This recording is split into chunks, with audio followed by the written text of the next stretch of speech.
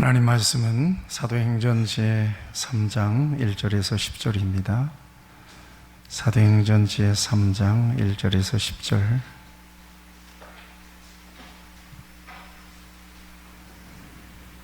이 기록된 계시의 말씀을 제가 봉독하겠습니다. 제9시 기도 시간에 베드로와 요한이 성전에 올라갈새 나면서 못 걷게 된 이를 사람들이 메고 오니 이는 성전에 들어가는 사람들에게 구걸하기 위하여 날마다 미문이라는 성전문에 두는 자라. 그가 베드로와 요한이 성전에 들어가려 함을 보고 구걸하거늘 베드로가 요한과 더불어 주목하여 이르되 우리를 보라 하니 그가 그들에게서 무엇을 얻을까 하여 바라보거늘 베드로가 이르되 은과 금은 내게 없거니와 내게 있는 이것을 내게 주노니 나사렛 예수 그리스도의 이름으로 일어나 걸으라 하고 오른손을 잡아 일으키니 발과 발목이 곧 힘을 얻고 뛰어 서서 걸으며 그들과 함께 성전으로 들어가면서 걷기도 하고 뛰기도 하며 하나님을 찬송하니 모든 백성이 그 걷는 것과 하나님을 찬송함을 보고 그가 본래 성전 미문에 앉아 구걸하던 사람인 줄 알고 그에게 일어난 일로 인하여 심히 놀랍게 여기며 놀라니라. 아멘. 오늘 본문을 통해서 우리는 제목이 BCAD 이렇게 잡았습니다. BCAD 익숙한 말이죠. 기원 전, 기원 후 이렇게 되어 있는데 기원 전, 기원 후 BC와 AD를 가르는 기준은 예수 그리스도인 것을 아시죠? 성경을 펴면 성경은 일반 역사에 대해서 다루지 않는 것으로 사람들이 생각하는데 그렇지 않습니다. 만물의 생성과 모든 기원이 성경을 통하여 우리에게 증거되고 있습니다. 성경을 펴면 창세기 1장에서 11장까지는 일반의 역사를 다루고 있습니다. 이 세상이 어떻게 만들어졌는가? 사람들이 어떻게 만들어졌는가? 온 만물이 어떻게 만들어졌는가? 또 누가 만들었는가? 무엇 때문에 만들었는가? 이 세상은 나중에 어떻게 되는가? 이 모든 전 과정을 성경은 우리에게 보여주고 있습니다. 정확하게 답을 주고 있습니다. 하나님은 역사의 주인이심을 믿습니다. 하나님은 세상을 만드셨고 저와 여러분들을 만드셨어요. 재미 누리려고 만드는 것이 아니라 분명한 의도와 목적을 가지고 만들었습니다. 그 의도와 목적하심에 따라 존재할 때 세상은 복을 누리죠. 인간도 마찬가지입니다. 이 기준이 이제 이게 역사요. 이 역사의 기준을 사람들은 BC와 AD로 나눕니다. 이것은 역사의 기준일 뿐만 아니라 한 개인도 역시 마찬가지죠. 한 개인도 BC와 AD의 인생이 있습니다. 여러분은 BC 인생입니까? AD 인생입니까? AD 인생입니까? 잘 말씀을 들으면서 신분적으로는 AD 인생이라고 생각하지만 잘 들으세요. 여전히 나는 기원전 인생을 살고 있지 않는가 하는 것을 여러분들이 오늘 말씀을 통해서 발견할 수 있으면 참 좋겠습니다. 교회는 재미 보기 위해서 오는 게 아닙니다. 교회는 사람 만나기 위해서 정서적으로 뭔가를 풀기 위해서 오는 것도 아닙니다. 하나님의 말씀을 듣고 그 말씀 속에서 나 자신의 삶을 바르게 세우기 위하여 교회는 옵니다. 다른 목적을 갖고 있다면 교회보다도 훨씬 더 좋은 게 많습니다. 좋은 곳이 많습니다. 오늘 여러분들이 정신을 차리고 하나님께서 내게 주시는 하나님의 말씀을 통해서 여러분들에게 주시는 하나님의 음성이 들리기를 바랍니다. 이 세상, 이 모든 역사가 예수 그리스도를 중심으로 BC, 기원 전과 기원 후로 나뉜다면 인생도 마찬가지입니다. 기원 전 인생이 있고 기원 후의 인생이 있습니다. 아직 그 인생에 예수 그리스도가 오지 않았습니다. 그런가 하면 예수 그리스도가 임재하고 그리스도의 통제와 임재와 지배를 받으면서 그리스도가 목적이 된 인생을 살아가는 인생도 있습니다. 모든 인류를 한 곳에 모아놓고 그들을 둘로 딱 나눌 수가 있다면 그것은 바로 BC 인생과 AD 인생일 거라고 믿습니다. 저와 여러분들은 예수를 구주로 고백한 사람들이기 때문에 AD 인생이라고 확신합니다. 그렇게 믿으시면 아멘 하십시오. 같이 하시죠. 주는 나의 구주시며 나의 대속자시며 나를 구원하신 주님이십니다. 내가 주님을 내 안에 모셨습니다. 내 인생의 목적은 주님께 있습니다. 하늘에 있습니다. 분명히 믿으시면 아멘. 자, 우리가 아멘 했어요. 우리가 적어도 이 정도 분위기면 AD 인생을 산다고 얘기할 수 있을 거라고 생각합니다. 그렇지만 여러분의 말씀을 들어보면 정말 내가 AD 인생이 되었는가, 그 인생을 살아가고 있는가에 대한 분명한 자신의 신분, 자신의 위치, 자신의 그 삶의 자리를 오늘 이 말씀 속에서 저와 여러분들에게 보여주시기를 바랍니다. AD 인생을 사느냐, BC 인생을 사느냐는 어마어마한 차이가 있습니다. 예수 그리스도가 중심에 계시느냐, 아직도 예수 그리스도가 없느냐, 이것은 굉장한 인생의 방향과 목적을 결정해 보려고 하는 것입니다. 오늘 읽은 성경 말씀은 이것을 보여주고 있습니다. 사실 이 말씀은 오늘 이 같은 설교를 위해서 제가 선택할 뿐이고, 성경은 모든 구조가 이렇게 되어 있습니다. 예수님이 계시느냐, 예수님이 안 계시느냐, 예수님 안에 있느냐, 예수님 밖에 있느냐. 구약과 신약도 그렇게 갈리고요, 개인으로 들어가 보면 예수 그리스도가 그 중심에 계시는 사람과 그렇지 않은 사람이 정확하게 갈려 있고요, 어떤 나라와 민족과 공동체도 예수 그리스도가 그 중심에 계시느냐, 예수님이 없느냐에 의해서 완전히 그 방향과 목적이 달라지고 결과가 달라져 버리고 말아요. 오늘 성경은 사도행전 오순절 이후에 베드로와 요한을 통해서 나타난 기적의 한 장면을 우리에게 보여주고 있습니다. 상황을 그려보십시오. 베드로와 요한이 지금 예루살렘 성전에 기도하러 올라갑니다. 유대인들은 3시, 6시, 9시에 기도 시간을 가졌습니다. 정확하게 시간을 지켰습니다. 이때 정확하게 시간을 지켜서 타이밍을 맞춰서 한 사람도 등장합니다. 바로 나면서부터 걷지 못한, 옛날에는 안진뱅이라고 표현됐잖아요. 안진뱅이입니다. 이 사람이 성전에 오긴 오는데 예배하러 오는 게 아닙니다. 이 사람은 구걸하기 위하여 옵니다. 그런데 이 사람은 자기를 위하여 구걸하는 게 아닙니다. 성경을 자세히 보면 사람들이 그를 데려다가 성전 미문 앞에 사람들이 들어가는 곳에 놓습니다. 물건처럼 놓습니다. 그가 걸을 수 없기 때문에 그럴 수 있었겠다고 생각하지만 그를 통해서 이익을 취하는 사람이 있는 것입니다. 그렇게 성전에 들어가는 사람들의 마음으로 움직여서 불쌍히 여김을 보여서 그 사람들에게 뭔가 구걸을 하고, 그 구걸된 얻은 재물이 이 사람을 위하여 쓰여지지를 않습니다. 그 누군가의 것이 되어버리고 마는 거죠.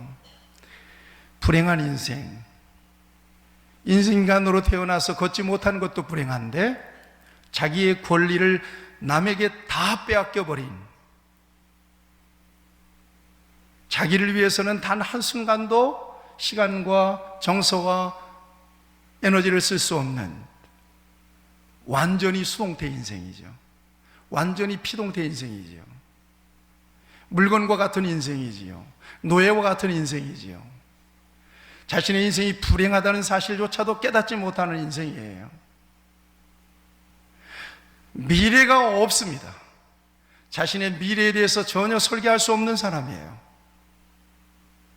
나아가서 성전 문 앞에 있으면서도 종교적으로 소외됐던 사람이죠. 눈을 열으세요. 이게 바로 당신들일 수 있다는 얘기예요.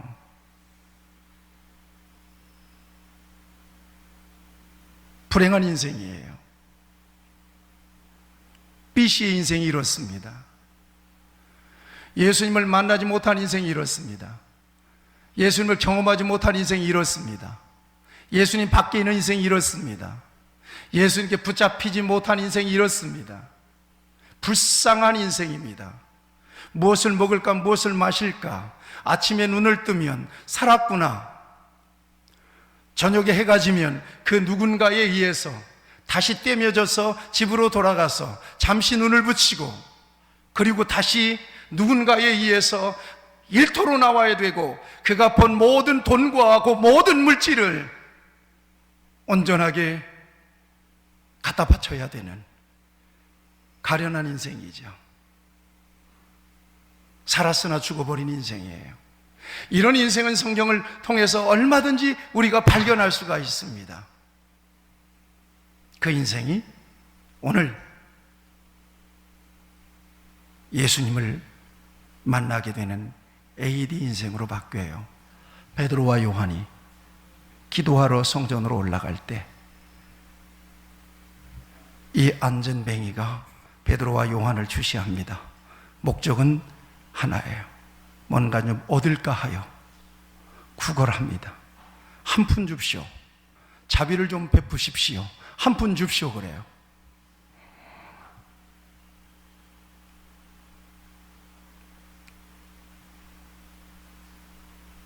날마다 목마른 사람이에요.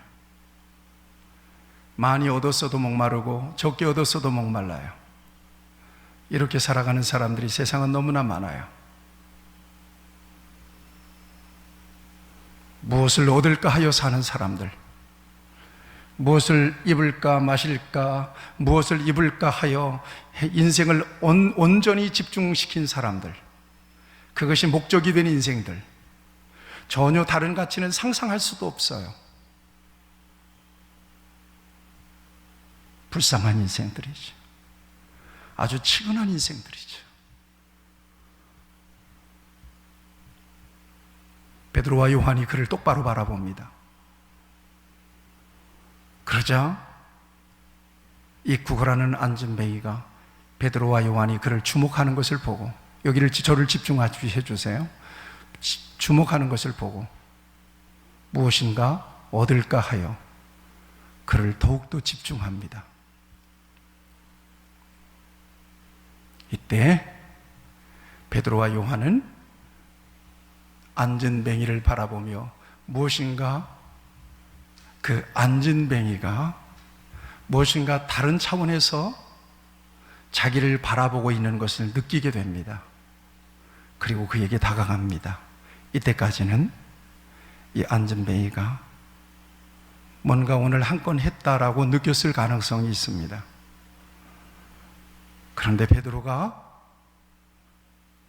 안전뱅이의 눈을 바라보면서 은과 금은 내게 없지만 내게 있는 이것을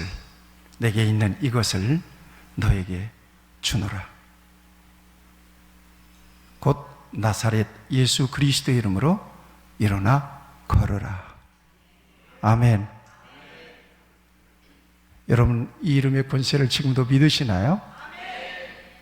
나사렛 예수 그리스도의 이름으로 일어나 걸으라라고 말씀하실 때 그 놀라우신 권세와 그 능력으로 한 번도 걸어보지 못한 안전뱅이가 비틀거리며 벌떡 일어나서 걷게 되고 뛰게 되는 이 놀라운 능력이 오늘도 주 예수 그리스도의 이름으로 나타나게 됨을 믿으시나요? 진정히 믿으시나요? 확실히 믿으시나요? 아멘! 나도 믿습니다. 그 권세를 믿으신다면 누리시기를 축원합니다. 누리셔요. 손을 내밀어서 그를 일으킵니다. 벌떡 일어납니다. 그리고는 놀랍게 이 안전뱅이가 변화돼요. 놀랍게 변화돼요. 사랑하는 여러분, 오늘 저와 여러분들이 꼭 이 장면을 보면서 야, 예수 그리스도의 이름의 권세와 능력이 대단하구나. 믿습니까? 자, 놀랍구나. 오늘 저와 여러분들이 이것을 믿어요. 나면서부터 안전뱅이도 예수 그리스도의 이름 한 방으로 일어나는구나. 놀랍게 기적이 일어났구나. 자, 여기에만 머물러 있는 교인들이 많아요. 나도 그 능력을 누릴 수 있겠구나. 나도 예수의 이름으로 내 모든 어려운 문제들을 해결할 수 있겠구나. 이것을 믿지 못하라고 하는 것이 아니라 분명히 믿으세요. 그리고 그 능력을 누리세요. 그러나 그가 예수님의 이름으로 나면서부터 안전뱅이 되었던 그 사람이 예수의 이름으로 건강하게 일어나는 놀라운 기적은 그 기적과 그 능력과 그 놀라운 사건 그 자체로 의미를 지니지는 않는다는 사실을 아셔야 되는 거예요. 그래서 어쩔 건데요? 그래서 뭐 어쩔 건데요? 예수 믿어서 병 고쳐서 어쩔 건데요? 예수 믿어서 돈 벌어서 어쩔 건데요? 예수 믿어서 재벌돼서 어쩌겠다는 얘기예요. 예수 믿어서 문제 해결받아서 어쩌겠다는 거예요. 그 다음은 어떤 거예요 도대체? 뭐예요?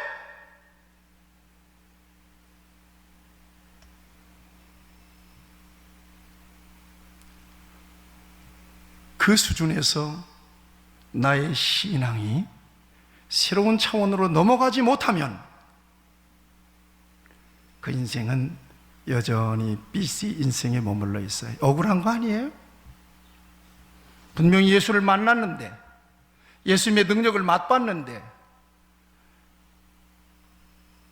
그 감격도 맛보고 기적도 맛봤는데, 그 인생이 한 차원도 한 발로도 한 발 앞으로도 전진하지 않는 거예요. 변화되지 않는 거예요. 뭔가 새로운 차원으로 그 인생이 개선되지 않는 거예요. 예수님을 안 만난 인생이 그렇게 산다면은 얼마든지 이해할 수가 있겠지만, 늘상 교회에 와서 예수님의 은혜를 맛보고 예수님의 기적을 맛보고 기대하는 사람들이 여전히 그 기적을 누리고 그 기적 누리면서 앉아만 있다면, 그런 여전히 예수 안에 있는 BC 인생입니다. 이해하셨으면 아멘. 그런 차원에서 여러분의 인생이 지금 AD인가 BC인가를 봐야 한다는 이야기입니다. 겉모습은 AD 같아요. 예배하는 것 보니까 AD 같아요. 입술로 고백하는 것 보니까 AD 같아요. 그러나 단 한 발자국도 예수님을 중심으로 새로운 차원으로 전진하지 못하는 것을 보면 예수 안에 있는 BC 인생이 맞아요. 아직도 고집부려요. 아직도 교만해요. 아직도 대단히 이기적이에요. 아직도 세속적이에요. 아직도 음탕한 짓거리를 해요. 아직도 도둑놈 기질이 있어요. 사기꾼 기질이 속에서 노골적으로 있어요. 좋을 때는 좋은데 기도하자면 딱 멈춰버려요. 신령한 일을 들이대면 움찔해요. 불편하면 깊은 생각이 깊어져요. 예수 안에 있는 BC 인생들이죠. 기적은 경험했을지 몰라요. 예수님을 입술로 고백했을지는 몰라요. 똑바로 보세요, 저를. 예수님을 고백했을지는 몰라요. 당신이에요, 바로. 당신이 BC 인생이 맞아요. 저는 언제나 교인들을 대할 때 그 사람들의 표면만 보고 현상만 보지는 않습니다. 여러분, 제가 개인적으로 만날 때나 여러분들과 차를 마실 때나 여러분들과 같이 교제할 때 제가 영적으로 절대 기준을 놓치지 않는다는 걸 아셔야 돼요. 여러분들 분명하게 판단하죠. 저건 BC 인생인가 AD 인생인가. 안타까울 때가 많아요. 누가 여러분들이 BC 인생인 것을 드러낼 수 있겠어요? 어떤 사람이 여러분들을 정죄할 수 있겠어요? 세상에 여러분들을 정죄할 수 있는 사람은 한 사람도 없어요. 여러분들이 죄인이며 여러분들의 속에 구더기가 가득 차 있고 여러분들이 회칠한 무덤과 같이 그렇게 있는 상황을 볼 수 있는 사람은 세상에 아무도 없어요. 주님 앞에서만 보여요. 말씀으로 들어가만 보여요.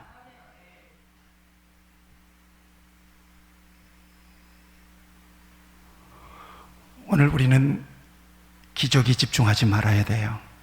제가 언제나 얘기하죠. 기적은 기적 자체로서 의미를 지니지 않는데요. 아시겠어요? 여러분들이 예수님을 만날 때 찔끔 눈물을 흘렸다고 해서 신앙이 전부냐? 그렇지 않아요. 그런 사건은 필요하지만 그게 전부가 아닌 거예요. 아시죠? 영적인 프레스를 가하고 정말 하나님의 기준을 쓱 들이댔을 때에도 담대하게 믿음 안에 서서 요동하지 않고 흔들리지 않고 예수 그리스도를 선포하고 나갈 수 있느냐 하는 것입니다.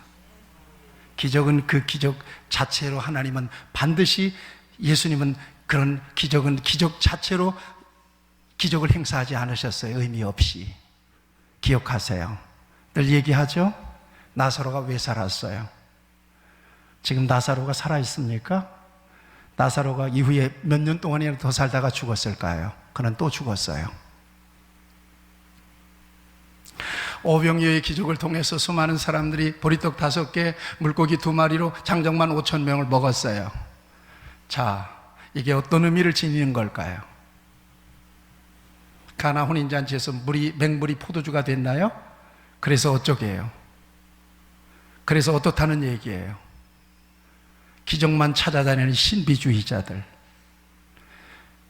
기적만 바라고 자기 잇속이나 예수님을 빙자해서 잇속이나 챙기려고 하는 아주 이기적인 사람들, 그 이면을 못 보는 사람들이에요. 예수님은 전능하신 능력이 있으시지만 의미 없이 기적을 남발하진 않으세요.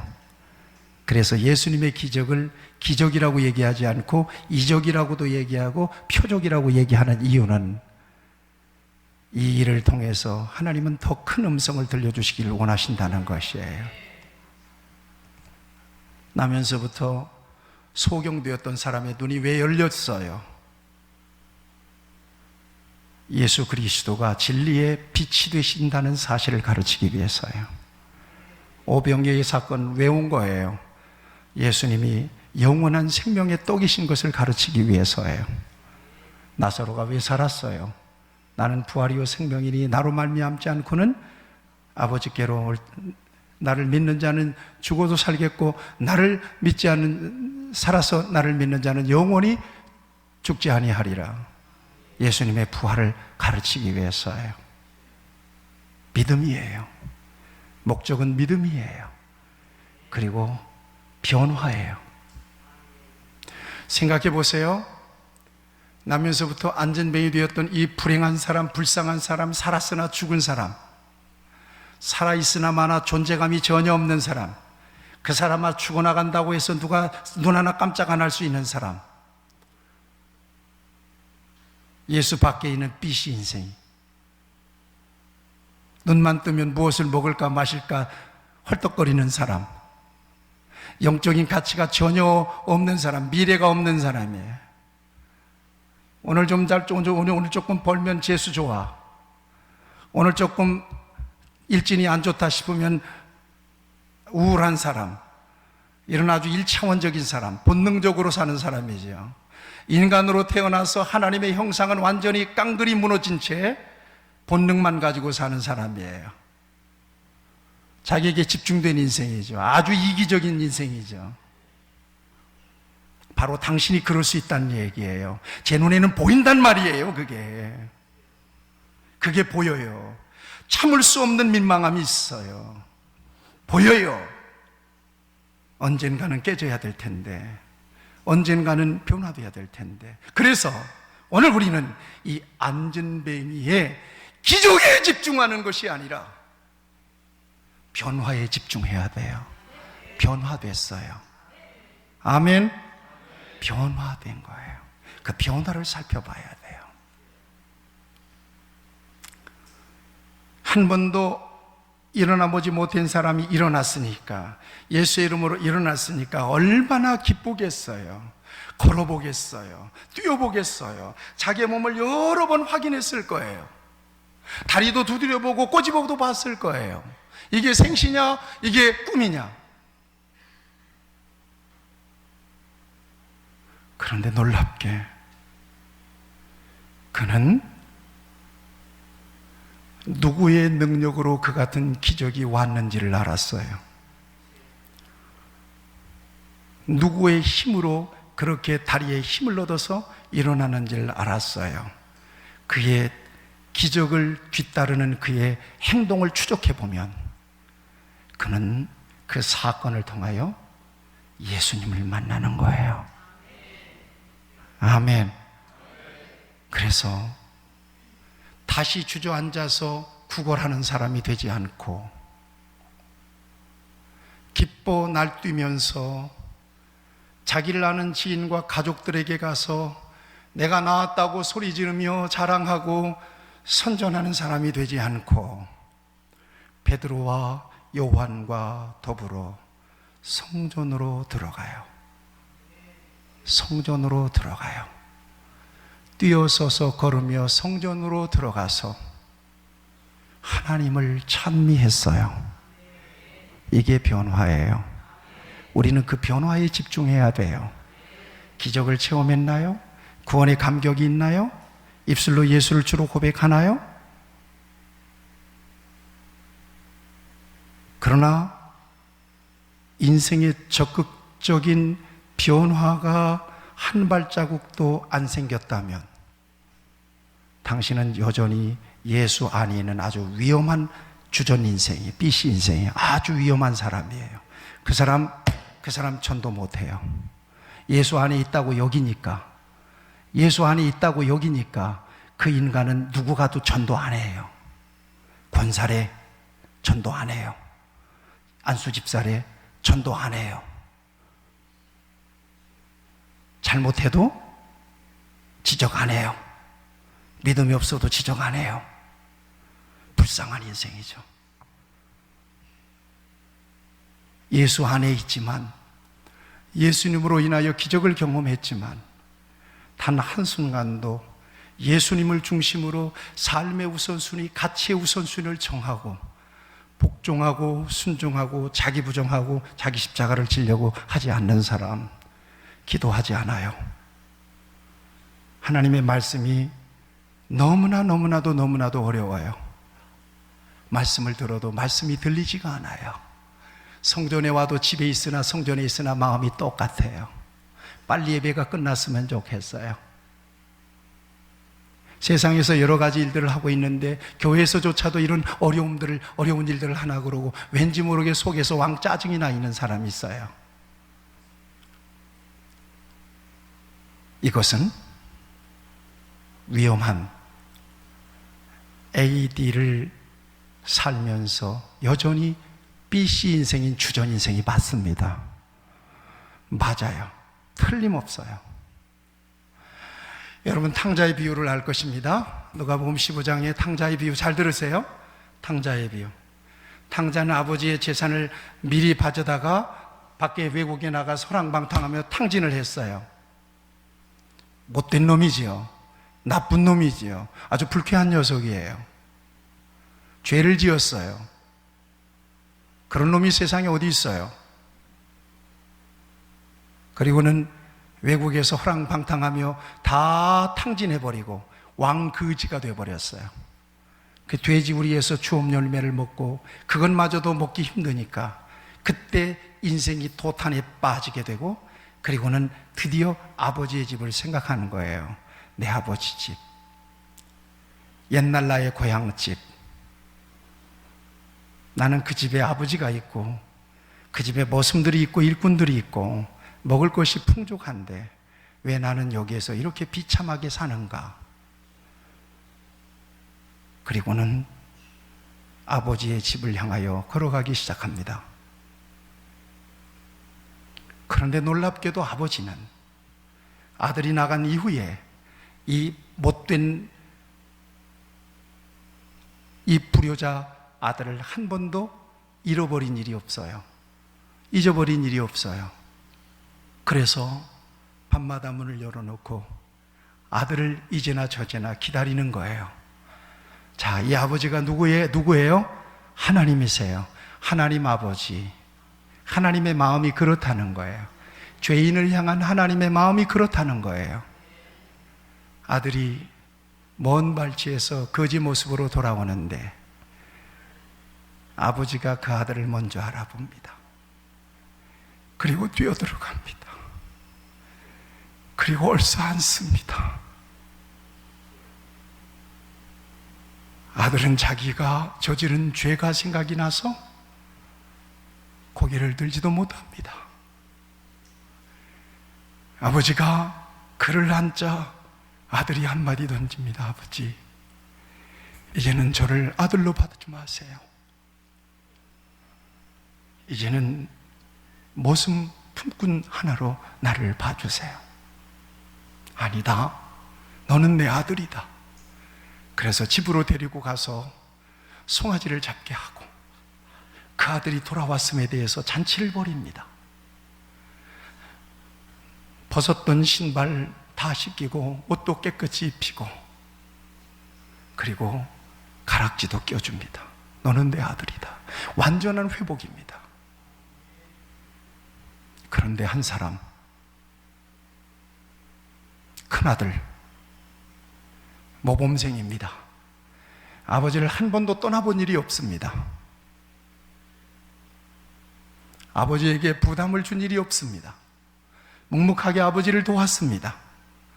그리고는 아들이 나갔을 때에도 불평하지 않고 아버지 곁을 지키면서 열심히 이 큰아들은 일을 했습니다. 그런데 작은 아들이 돌아와서, 그 못된 놈이 돌아와서 그에게 융숭하게 대접하고 다시 아들의 자리에서 그를 환대하는 아버지가 못마땅한 거예요. 그놈의 자식이 못마땅한 거예요. 그래서 대뜸 아버지에게 도전합니다. 아버지, 나는 아버지 곁에 있으면서 아버지가 나를 위해서 송아지 한 마리나 잡았습니까? 염소 새끼 한 마리나 잡았습니까? 아버지, 정말 이럴 수가 있는 겁니까?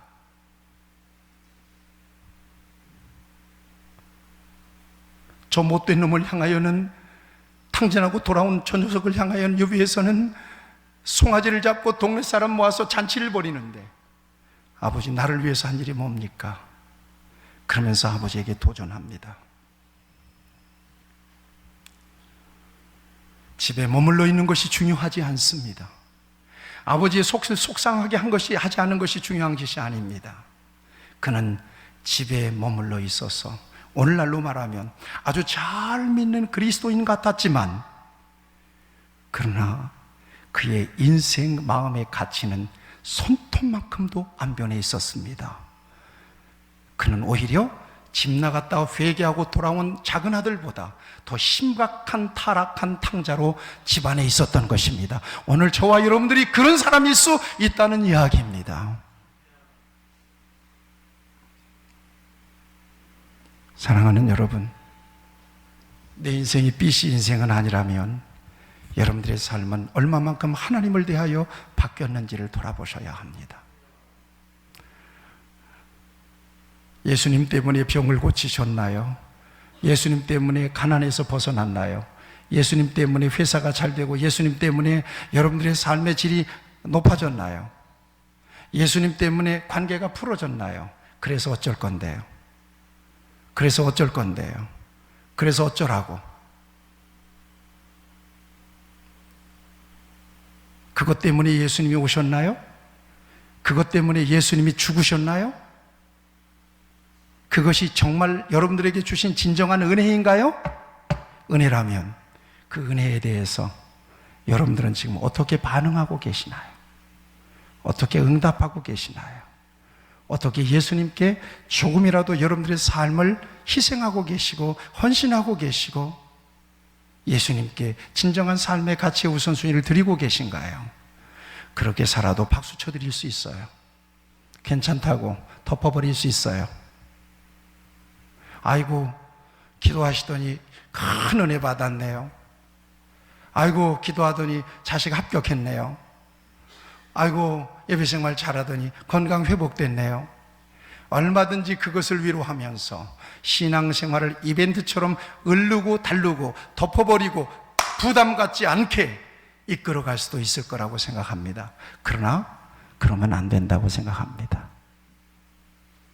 하나님을 대하여, 예수님을 대하여 진정 여러분들이 예수 그리스도로 말미암아 진정한 구원의 은혜가 여러분 안에 임했다면, 여러분들이 정말 예수 그리스도 안에서 예수님 주전 주후의 인생이 되고 예수님의 인생이 되었다면, 이제는 저와 여러분들의 삶의 변화가 필요합니다. 뛰어서서 걸으며 성전에 들어가서 하나님을 찬미할 뿐만 아니라 일로 인하여 일파만파 예루살렘에 소동이 지었어요. 성전 예루살렘 성 안에 솔로몬 행각에 사람들이 다 모여서 나면서부터 구걸하던 놈이 일어났다네. 베드로와 요한이 그를 예수의 이름으로 일으켰다네. 사람들이 그냥 복잡해졌어요. 이러자 솔로몬 행각에 그 같은 일들을 듣기 위해서 수많은 사람들이 모였고 베드로가 복음을 전하죠. 우리가 한 것이 아니라 살아계신 예수 그리스도의 이름이 저가 그를 믿음으로 병에서 놓여 건강하게 되었고 이렇게 걷는 사람이 되었노라고 얘기할 때, 그때 베드로와 요한을 반대하던 사람들이 베드로와 요한에 대해서 반대를 하고자 했지만, 반박하고자 했지만, 그들을 핍박하고자 했지만, 그러나 버젓이 안진뱅이 되었다가 예수의 이름으로 건강 얻었던 그 사람이 그 현장에 있었던 것입니다. 그 사람 때문에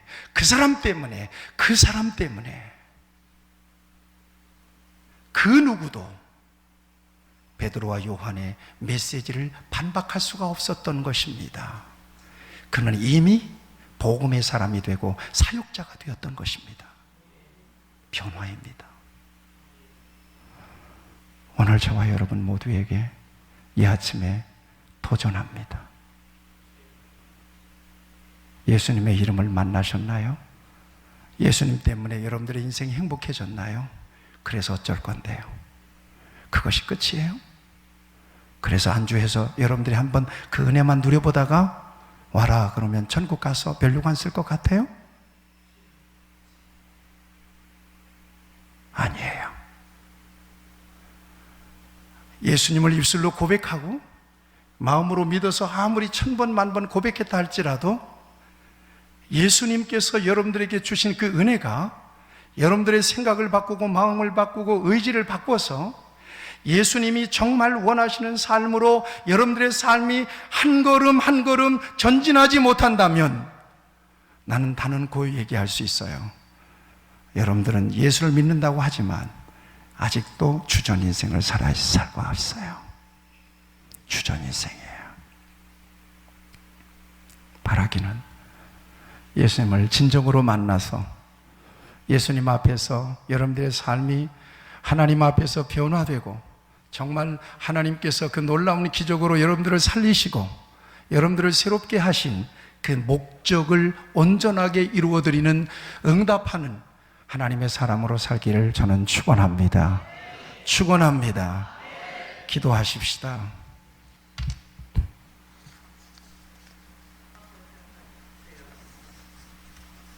가슴에 손을 얹으시죠.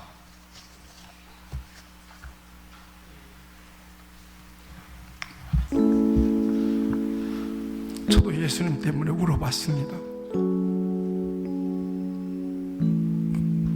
제가 얼마나 권고해서 예수님 나타나서 기적을 보여달라고 얼마나 몸부림했는지 몰라요.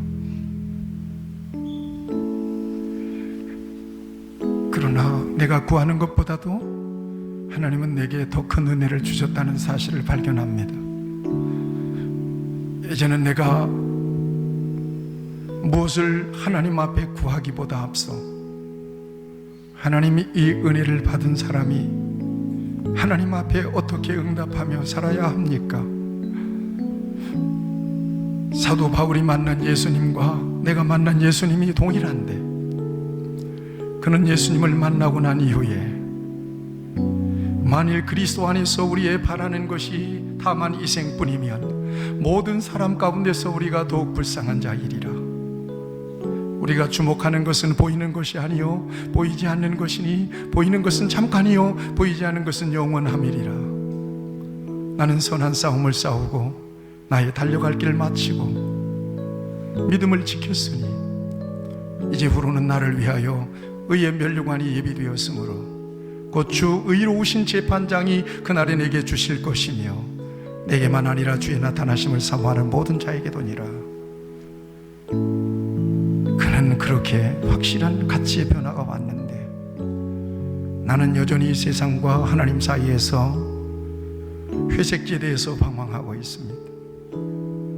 인생의 방향과 목적을 분명하게 주님께 정하고 갔던 그를 통해서 우리 자신을 볼 때 오늘 우리는 지나칠 만큼 여전히 세속적이고 여전히 자기중심적이고 여전히 이기적인 모습을 봅니다. 정말 과연 나는 AD 인생을 사는 것입니까? 나는 정말 주님의 사람이 맞습니까? 나는 거듭난 것이 맞습니까?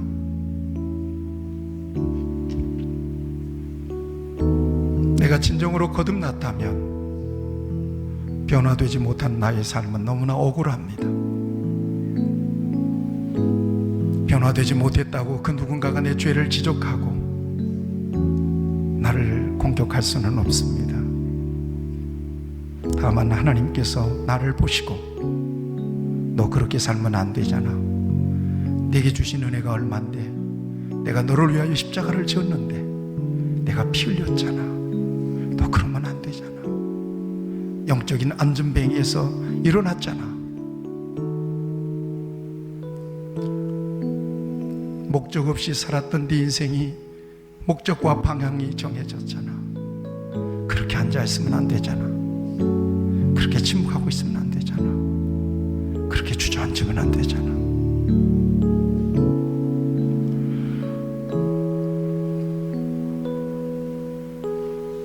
가슴에 손을 얹고 나는 정말 주전 인생입니까? 예수님 안에 있는 인생입니까? 내 안에 주님이 계십니까? 주님이 계시다면 손님으로 계십니까? 주인으로 계십니까? 자기 연민에 빠져서 자신에게는 너무나 관대한 모습을 봅니다. 자기를 시험하고 확증해 봐야 합니다. 결정적인 순간에 내가 어느 쪽으로 기우는지, 내가 어느 쪽으로 넘어지는지 진정 예수 그리스도 안에 있는 AD 인생을 결단해야 합니다. 그렇게 인생을 흘려보낼 수는 없습니다.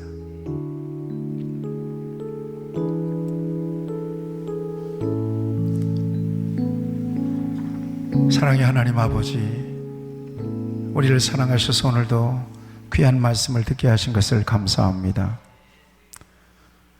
내가 주님 안에 있으면서도 언제나 무엇을 먹을까, 무엇을 마실까, 무엇을 입을까에 집중되고 육신의 정욕과 안목의 정욕과 이생의 자랑의 목적이며 자기를 부정하고 자기 십자가를 치려고 하지 않고 언제나 자기중심적이고 이기적인 신앙생활을 할 때가 얼마나 많이 있는지 모릅니다.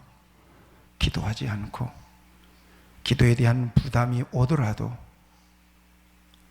은근히 마음속에서 거부하고 순종하지 않고 다만 따져보고 마음에서 허락되는 일만을 하고 낙심하고 절망하고 여전히 불평과 불만이 가득한 인생을 사는 우리의 모습이 과연 AD의 인생입니까? BC의 인생입니까?